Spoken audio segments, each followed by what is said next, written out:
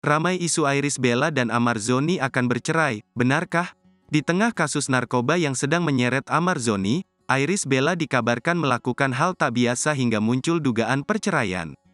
Usut punya usut, Iris Bella menghapus nama Amar Zoni dari sosial media TikTok-nya.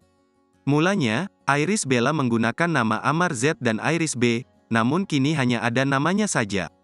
TikTok Iris Bella dulunya juga menyematkan sebuah video yang menunjukkan kebersamaannya dengan sang suami, Amar Zoni. Tetapi jika dicek, kini sematan video itu sudah tak ada dan diganti dengan video lain. Salah satu yang menyoroti perubahan di sosial media TikTok Iris Bella adalah warganet dengan nama pengguna Instagram @lambe_danu. Angnya MC kecil-kecil, sayang kelpisah, moga GK ya, Amar BSIP baik LG, tulis akun itu. Seorang warganet kemudian berspekulasi bahwa Iris Bella dan Amar Zoni pernah membuat perjanjian menikah.